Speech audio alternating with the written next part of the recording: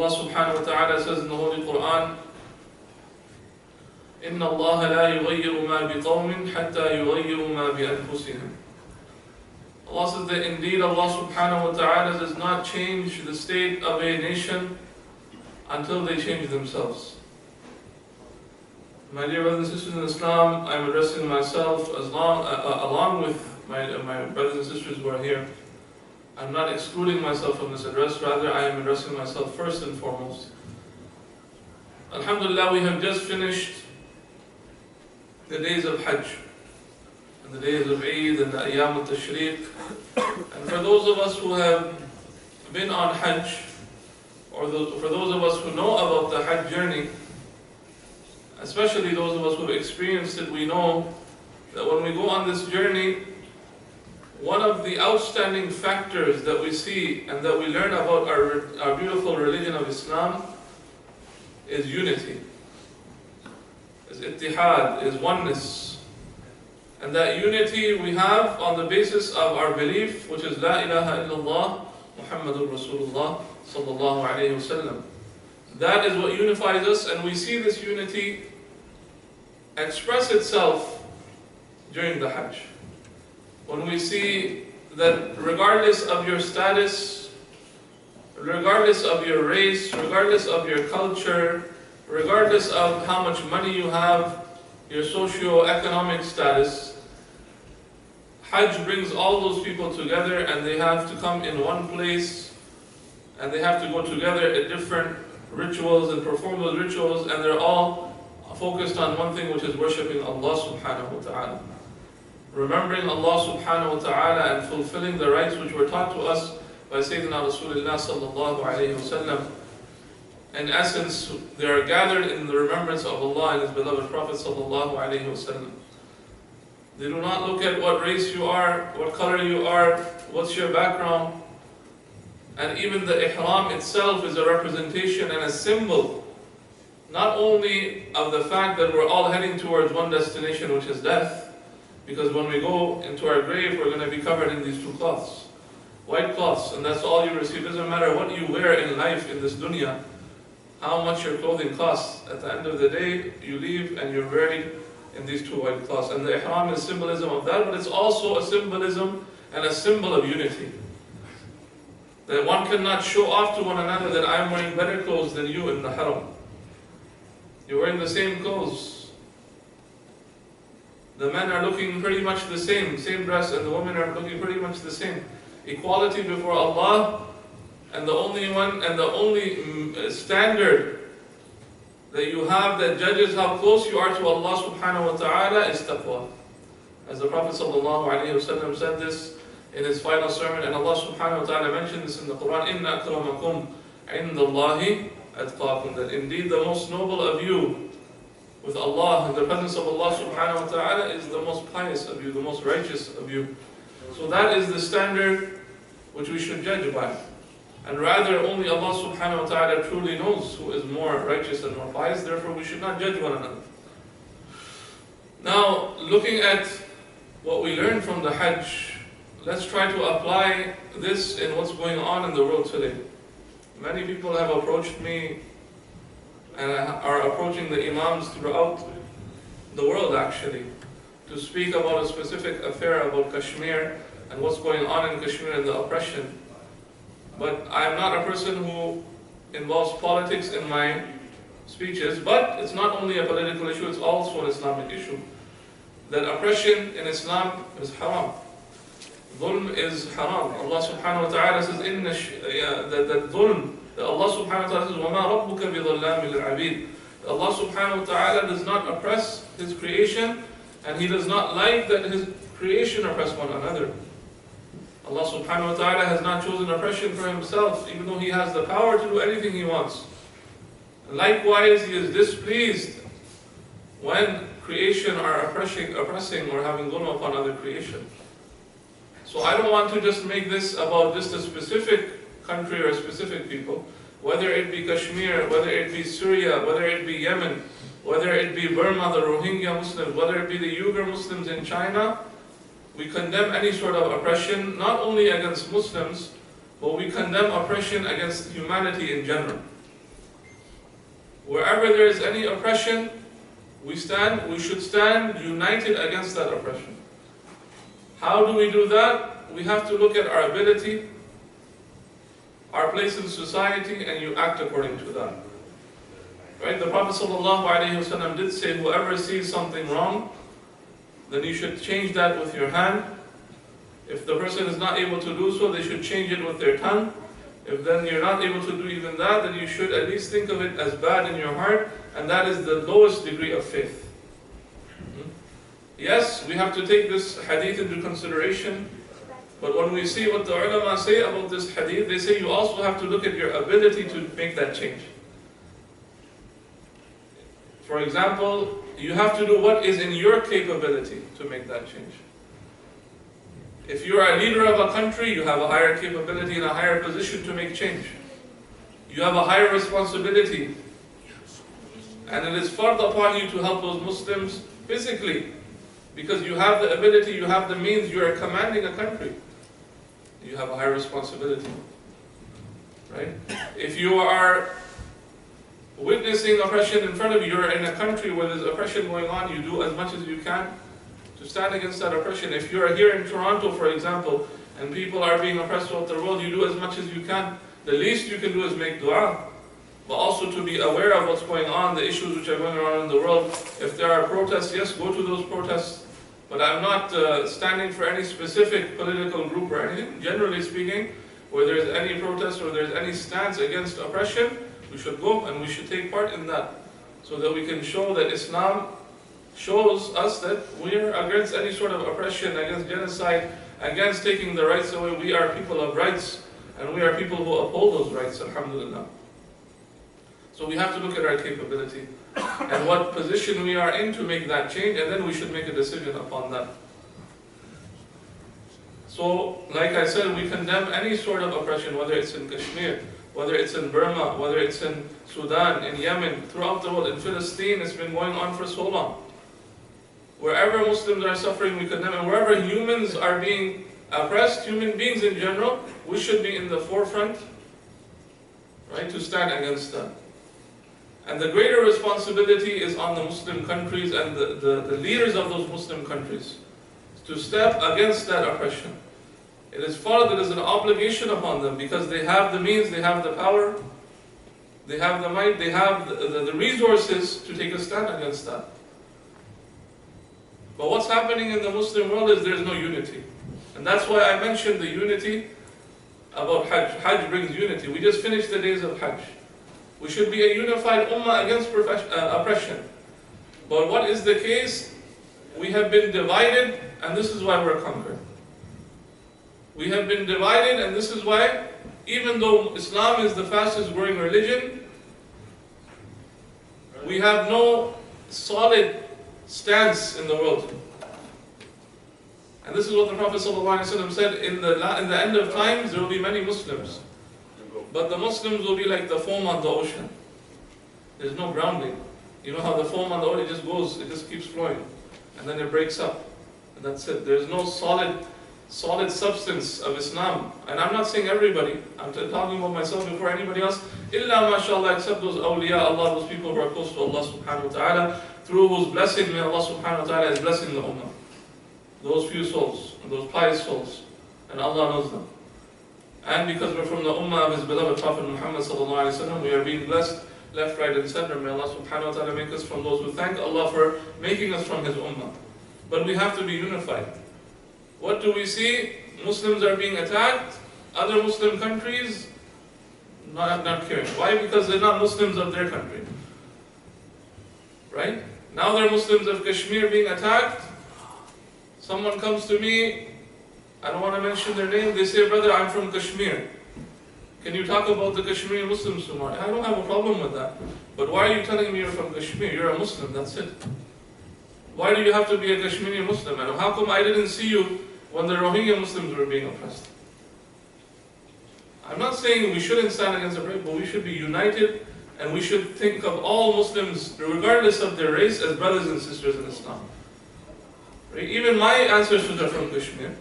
But I'm not going to say because my ancestors are from Kashmir, that I figure that a Kashmiri Muslim has more right than a Burmese Muslim or Rohingya Muslim, or that a Uyghur Chinese, because the person is Chinese, or they're Sudanese, they're less of a Muslim than my culture. No. We should stand united. Anytime there's oppression, we should stand united. Not only for Muslim human beings in general, and especially the Muslim countries. It's sad that those people, even countries which are looking after the Haramain Sharifain, they're quiet. They're doing nothing. And they will be accountable by Allah subhanahu wa ta'ala on the day of judgment, because Allah, when He gives you the power and authority, there's a test that comes with it. And that test is how you use that authority. If He has given you the power to make a change and to stand against oppression, you have the resources, you have an obligation to do so. Right? It shouldn't be that when an Arab Muslim is being oppressed, then we stand. When a non-Arab is being oppressed, we don't care. It's their eternal affair. Or when a non-Arab is being oppressed, we stand because we're non-Arab. And when there is an African Muslim or an Arab Muslim being oppressed, we don't care. It shouldn't be like that. Muslims in general, we should be united on La ilaha illallah, Muhammadur Rasulullah sallallahu alayhi wa sallam. My dear brothers and sisters, and I strongly believe the reason why this oppression is happening because we're divided. I ask you one question. If we were united, if the Muslim countries, if the Muslims throughout the world were united, no one would even think of oppressing one Muslim. Because they would think 100 times before oppressing a Muslim. Not one time. They would think 100 times, because they know that the Muslims are united. If we do any oppression against a Muslim, then all the Muslims will unite against us. They will think 100 times before doing that. But why are we being attacked? Why is the country doing genocide, curfew for so many days, stopping the media, stopping the food and drink, not letting people go, and they're getting away with it? Because we're divided. Even the country that is trying to stand up for them, even within themselves there is political strife.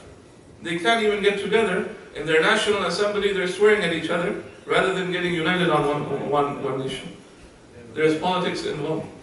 So if we want to really stand against oppression, we have to be united. And we have to remove the nationalities and race from and the superiority-inferiority complex from this community, from Islam. Right? Forget about Pakistani Masjid, African Masjid, Bosnian Masjid, Turkish Masjid is Masjid. Masjid is La ilaha illallah Muhammadur Rasulullah sallallahu alayhi wa sallam. We shouldn't see one another's race. We shouldn't see one another's face. We should just see the faith, the light of faith within one another, which makes us brothers and sisters in Islam. And this is what the Prophet sallallahu alayhi wa sallam established. Did he say this is a masjid for Arabs and this is a masjid for non-Arabs? No. Why did he say to Sayyidina Bilal, who was a Habashi, who was from Abyssinia? He made him lead to call the prayer, to adhan, to call people to Islam. What a great position!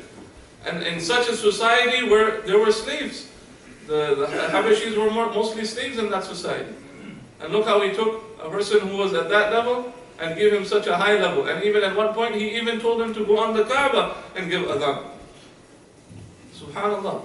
The Kaaba, which was the most holy site at that place in that society, even revered by the non-Muslims in that society. He said, when Sayyidina Bilal, he told him to go on the top of the Kaaba and give adhan. And Sayyidina Bilal said, where should I go? If I'm on the Qibla, who should I face? He said, face me. Face the Prophet sallallahu alayhi wa sallam, and he gave the adhan. Right? As the Prophet sallallahu alayhi wa sallam said, an Arab has no superiority over a non-Arab. A black has no superiority over a white, or vice versa. Except by taqwa. Except by taqwa. We should be unified on this taqwa. We should be unified in Islam. The reason why we're losing out, the reason why people are taking advantage of our Muslim brothers and sisters in Islam is because we're divided, my dear brothers and sisters in Islam. We're divided. Just look at, we're looking this at a bigger level, at an international level. Let's try to minimize this into our community level. Let's minimize it even further into our family household. We're trying to fulfill the rights of Muslims throughout the world. Are we fulfilling the rights of our brothers and sisters who are at home? Are we fulfilling the rights of our mothers and fathers? Are we fulfilling the rights of our children? We want to save the world, but when we look inside myself, there's a lot of problems that we have to fix. And this is why I read the ayah, إِنَّ اللَّهَ لَا يُغَيِّرُ مَا بِقَوْمٍ حَتَّى يُغَيِّرُ مَا بِأَنفُسِهِمْ. Allah subhanahu wa ta'ala, there is a rule, there is a principle. Allah mentions in the Quran that indeed Allah subhanahu wa ta'ala does not change the state of a nation until they change themselves. If we want oppression to stop, we have to stop oppressing ourselves. We have to stop oppressing our family members. We have to stop ripping each other off. We have to stop lying to one another in our communities. Right? This is something we have to do. And if we do this, you might think it's a small thing. But by the barakah of that, Allah subhanahu wa ta'ala will alleviate the tensions from the ummah. Allah subhanahu wa ta'ala will remove the calamities from the ummah. You will see the barakah of that. Right? We have to be sincere. May Allah subhanahu wa ta'ala give us sincerity. And at the same time, I'm not saying we don't stand up against oppression. We do as much as we can in our capacity. Wherever there is oppression, right now it's the case of Kashmiri Muslims, or wherever it is in Burma or anywhere in the world, Palestine, Syria, Yemen, people are being killed. Sudan, there is issues. We should stand up against oppression. Right? And the Prophet ﷺ said, the greatest jihad, أفضل الجهاد كلمة عدل عند سلطان جائر. That the greatest jihad is to stand up against, or to say kalimatu adlin, the word of justice, in the presence of a tyrant. So you don't care about what the tyrant is going to say, but you are telling the tyrant to be just. This is the greatest jihad. And there's many forms of that, whether it be by protesting, whether it be by sending a letter, whether it be by at least even making dua. Right? What you can do, as much as you can in your capacity, we should do that all the time. But my dear brothers and sisters in Islam, if you really want to make an impact, if you really want to be the ummah, look at Badr, 313 people. The Sahaba and the Prophet ﷺ, and against thousands, 1,000, an army of 1,000, and they defeated them. And Allah subhanahu wa ta'ala sent angels to help them. Subhanallah. But how come nowadays Muslims are being oppressed? How come we're not being helped? How come people are getting away by killing our brothers and sisters in Islam? How come our sisters are being raped and nothing's happening? Why? Because we're lacking that sincerity. It's also a test from Allah subhanahu wa ta'ala. Yes, Allah subhanahu wa ta'ala tests one qawm with it, and how are we going to help the other people? This is also a test.